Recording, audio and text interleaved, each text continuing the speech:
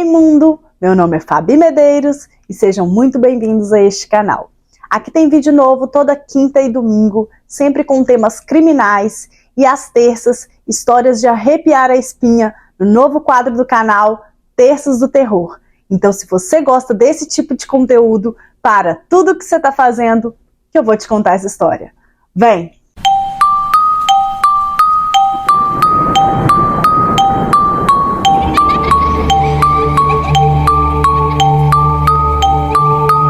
Sabrina Zunich nasceu no dia 27 de outubro de 1994, na cidade de Cleveland, no estado de Ohio, Estados Unidos. Ela teve uma infância super difícil, muito complicada mesmo, porque o pai dela era extremamente agressivo e depois foi diagnosticado com esquizofrenia, então não era fácil, ele não era boa bisca, vira e mexe ele estava na cadeia.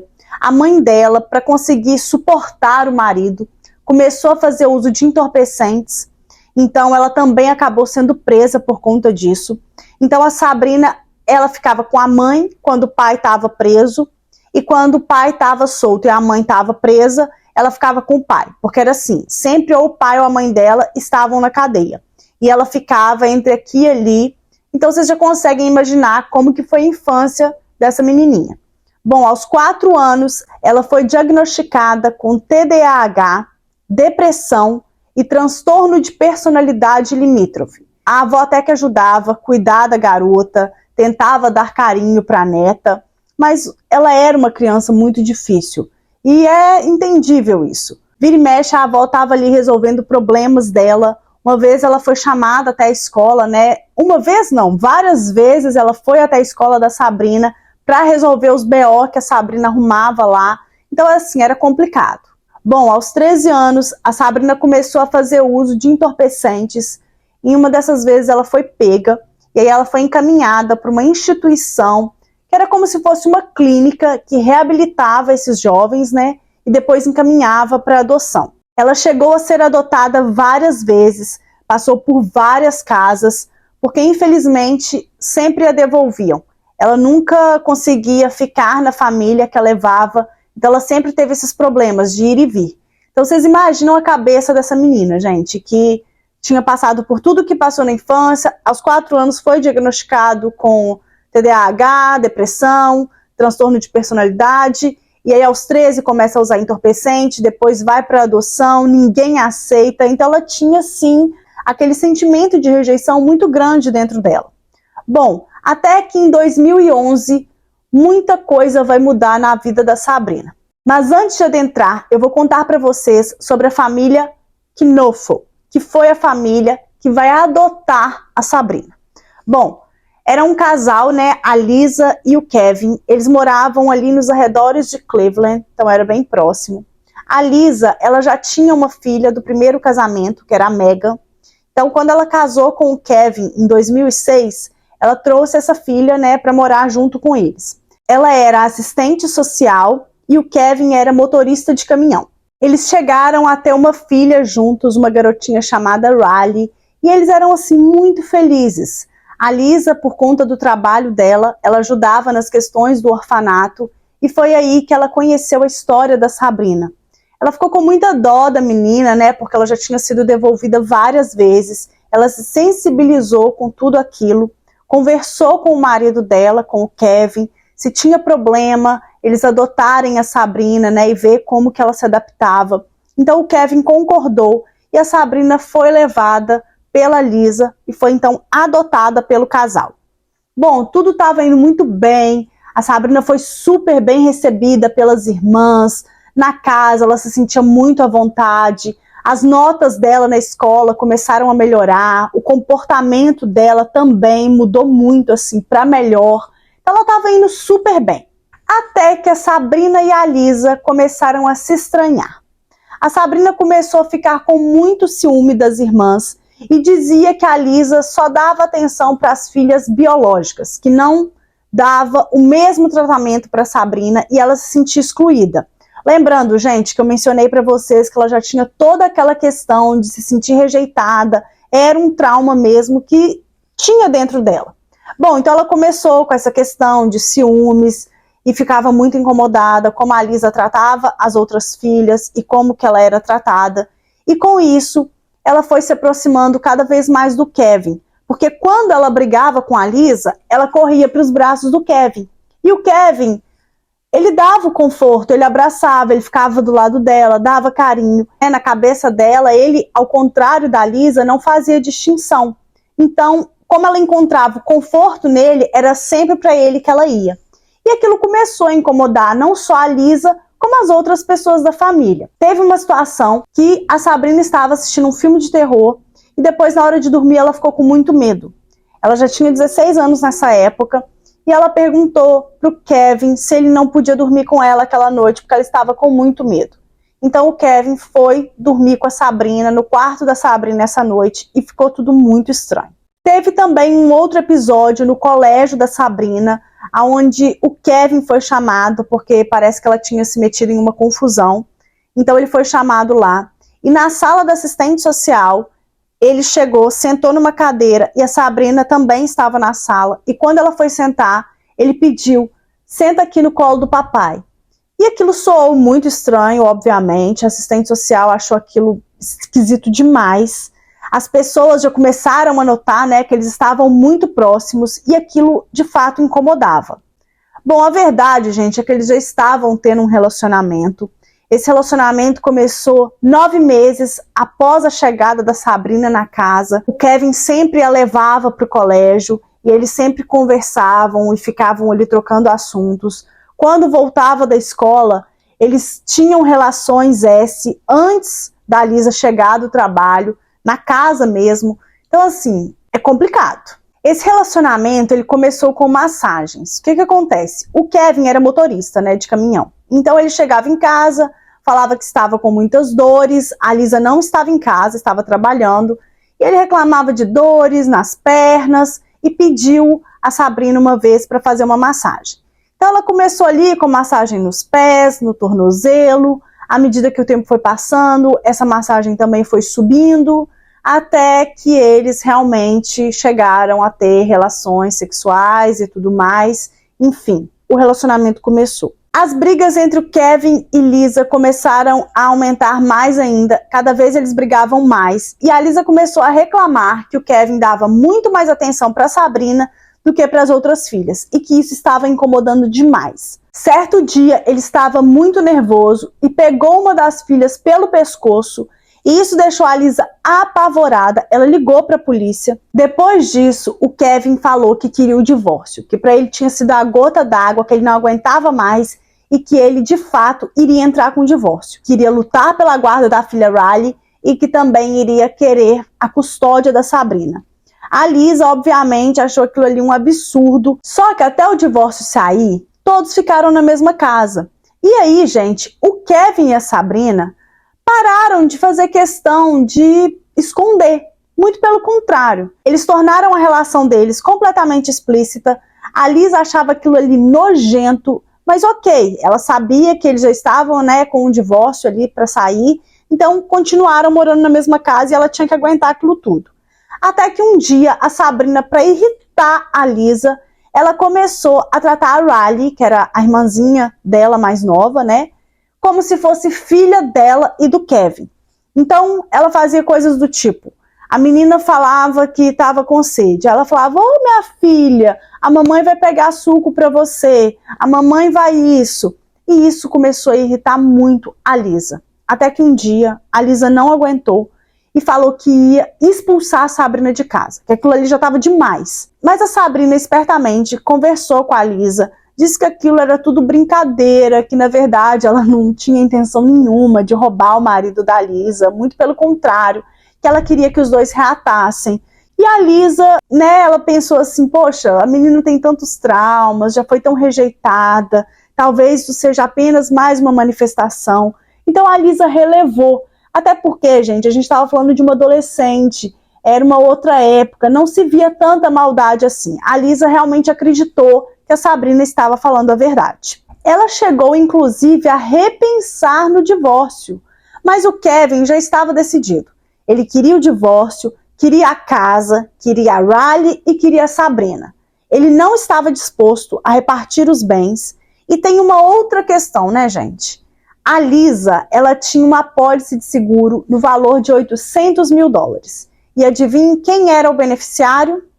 O Kevin. Até que o Kevin teve a brilhante ideia de dar fim à vida da Lisa. Isso mesmo. Ele queria ficar com todos os benefícios e, além disso, receber o valor de 800 mil dólares do seguro de vida dela. Ele comentou todo esse plano com a Sabrina, né, essa ideia maravilhosa que ele teve, e a Sabrina respondeu que a Lisa valia mais morta do que viva. Como ele a levava para a escola todos os dias, durante o trajeto, os dois começaram a bolar um plano de como se livrar da Lisa. Mas o Kevin decidiu que quem teria que fazer o trabalho sujo seria a Sabrina, porque ela era mais nova, então seria mais fácil dela se livrar de qualquer coisa se viesse a dar errado. Para vocês verem, ele já queria tirar o dele da reta. E pediu então que ela fizesse o trabalho sujo. Mas a Sabrina não concordou. Então o Kevin viu que ele teria que convencê-la, que ele precisaria arrumar alguma desculpa muito boa para que ela fizesse isso. Então, na manhã do dia 15 de novembro de 2012, ao levar a Sabrina para a escola, o Kevin parou o carro em um determinado momento e começou a chorar. E a Sabrina perguntou o que estava acontecendo com ele, e ele disse que ele e a Lisa tinham tido uma briga muito feia na noite anterior e que ele realmente estava pensando em dar fim da vida dele porque ele não aguentava mais aquela situação. Foi então que a Sabrina falou que não, que se fosse preciso, ela daria um fim na Lisa. Nesse momento, o Kevin parou de chorar na hora, porque ele viu, né, que a menina tinha caído na teia que ele tinha armado. Nesse dia, o Kevin decidiu que a Sabrina não iria para a escola e os dois foram então para um motel comemorar e resolver como que seria elaborado esse plano. Lá ele explicou como seria todo o plano. Então ele falou com a Sabrina que tudo teria que parecer como se fosse um roubo. Ela iria entrar no quarto da Lisa à noite, tapar o rosto dela e depois golpeá-la, né, com a faca até ela ir a óbito. E enquanto ela golpeasse, ela teria que girar a faca dentro do corpo da Lisa, porque dessa forma iria causar um estrago maior ainda. Depois disso, ela iria bagunçar a casa, pegar alguns objetos de valor para parecer que foi de fato um roubo e escondê-los. Esconder não sei aonde. Mas enfim, o Kevin ainda disse que tudo teria que ser feito enquanto ele estivesse viajando a trabalho, porque dessa forma ele teria o álibi perfeito. Então a Sabrina questionou, né? Ok, mas e se der errado? Ele falou, não preocupa não. Porque se algo der errado, vai ser muito fácil, com a história de vida que você tem, alegar que foi insanidade ou coisa do tipo. Disse ainda que depois disso, os dois seriam felizes para sempre, porque não teria mais a Lisa para atrapalhá-los. Na madrugada desse mesmo dia 15 de novembro, a Sabrina então, ela colocou uma máscara de esqui no rosto, foi até a cozinha, pegou uma faca, entrou no quarto da Lisa e começou a desferir golpes de faca nela. Então ela acordou, né, assustada, tomando facada, e começou a gritar desesperada e a lutar por sua vida. Então a sua filha Megan, que tinha 13 anos na época, acordou com aquela barulhada toda e foi correndo até o quarto da mãe. E chegando lá, ela viu essa cena brutal. Ela sabia que não tinha como lutar com a Sabrina, porque a Sabrina era muito mais velha e muito mais forte. Então ela correu e ligou para a polícia. Os policiais chegaram tão rápido ao local que a Sabrina ainda estava com a faca na mão. E assim, gente, o ataque foi tão brutal, tão terrível, que os exames detectaram que foi desferido 178 golpes de faca na Lisa. Assim, uma aberração. A maioria dos ferimentos detectou que a faca foi girada dentro do corpo, assim como o Kevin tinha pedido que a Sabrina fizesse. E foi tanta força, gente, que ela utilizou que a faca chegou a entortar. Ela foi presa no local e depois, quando a polícia começou a vasculhar a casa para ver se encontrava mais alguma coisa, eles acharam a filhinha menor do casal, a Riley, dentro do guarda-roupa, escondida e com muito medo. Ela tinha escutado, gente, todo o sofrimento da mãe. Porque no momento que estava acontecendo toda a luta, ela correu, né, para o quarto da mãe e vendo tudo aquilo assustada, ela correu para dentro do guarda-roupa e fechou a porta. E ali ela ficou. Então vocês imaginam, aqui olha, eu não gosto nem de pensar. O Kevin foi avisado do que aconteceu e aí ele correu para casa, Chegando lá, ele parecia mais estar curioso do que triste. Então isso levantou um alerta nos investigadores. A Sabrina não conseguiu dizer uma palavra em seu primeiro depoimento, ela estava assim, em choque também. Na manhã do dia seguinte, no dia 16 de novembro de 2012, o Kevin então ligou para o seguro de vida da Lisa e solicitou a apólice no valor de 800 mil e disse que ela havia ido a óbito. O corpo da Lisa nem tinha esfriado ainda e o Kevin já tinha comprado casa, carro novo, estava viajando para todos os lados. Então a polícia achou aquilo tudo muito estranho. Uma luz vermelha estava assim brilhando para eles. Mas a verdade, gente, é que eles não tinham como incriminar o Kevin, não tinha como falar que ele tinha a ver com aquele acontecimento, porque ele não estava nem na cidade, ele estava a trabalho, então ele tinha sim o álibi perfeito. O Kevin nunca visitou a Sabrina na cadeia, ele nunca foi realmente ver como ela estava, saber dela, até que um dia ela se tocou que ela tinha sido usada. Então, em agosto de 2013, 8 meses após a prisão da Sabrina, ela resolveu que ela iria contar tudo o que ela sabia. Ela então chamou um investigador e ali ela soltou o verbo, gente. Ela realmente colocou a boca no trombone e disse que não tinha feito nada daquilo sozinha. Que na verdade era um plano dos dois, dela e do Kevin, e que ele que tinha bolado tudo, ele que tinha planejado o dia, como seria, qual objeto seria usado, o que fazer, ensinou a ela, inclusive, como golpear. Ela falou que a princípio ela nem estava concordando com nada disso, mas ele usou que iria dar fim à própria vida, então com isso, com esse apelo, ela acabou cedendo porque ela acreditava que ele era o amor da vida dela. Então, assim, que ele tinha tudo a ver com aquilo ali. Depois disso, o Kevin foi preso preventivamente e em junho de 2014, o caso foi a julgamento. A Sabrina se declarou culpada e o Kevin se declarou inocente. A defesa do Kevin alegou que ela tinha sérios distúrbios mentais, que eles nunca tiveram uma relação e que a Sabrina só matou a Lisa por acreditar que dessa forma teria chances com o Kevin e que ele amava sua esposa. Testemunhas como amigos do casal Lisa e Kevin e também familiares disseram que perceberam a relação dos dois. Então assim, gente, embora o Kevin tivesse declarado inocente, todas as provas, todas as testemunhas, tudo dizia exatamente o contrário. Inclusive, a polícia conseguiu resgatar 2 semanas de ligações telefônicas entre um e outro, e nessas 2 semanas eles se falaram 1.491 vezes. Gente, isso não pode ser normal. E que no dia do crime, das 7 da noite até a 1 da manhã, os dois trocaram 78 mensagens de texto. Mas, infelizmente, o conteúdo dessas mensagens não conseguiu ser recuperado. Depois de deliberarem por 9 horas, o júri considerou tanto o Kevin como a Sabrina culpados pelo homicídio contra a Lisa Knuffel. Ambos foram condenados à prisão perpétua com mínimo de 30 anos para pedido de liberdade condicional. 7 anos após tudo isso, a Sabrina chegou a dar uma entrevista de dentro da cadeia. Nessa entrevista ela mencionou que ela estava muito arrependida do que ela tinha feito, que a Lisa não merecia morrer daquela forma, mas que ela fez por amor. Ela acreditava que daquele modo ela salvaria a vida do Kevin, que ela considerava que era o amor da vida dela. Então assim, gente, é complicado demais, é difícil, é triste, é quase inexplicável, mas as pessoas fazem isso, infelizmente. Bom, esse foi o caso de hoje, eu espero que vocês tenham gostado. Se você gostou, por favor, deixa seu like, se inscreva aqui no canal, que é de extrema importância. Aqui tem vídeo novo toda terça, quinta e domingo, então não percam. Redes sociais aqui embaixo, para quem quiser me seguir por lá. Comentem muito, gente, para engajar, porque dessa forma o YouTube entende que vocês gostaram do conteúdo e vão divulgar cada vez mais os vídeos do canal. Então me ajudem aí. E é isso. A gente se vê então no próximo vídeo.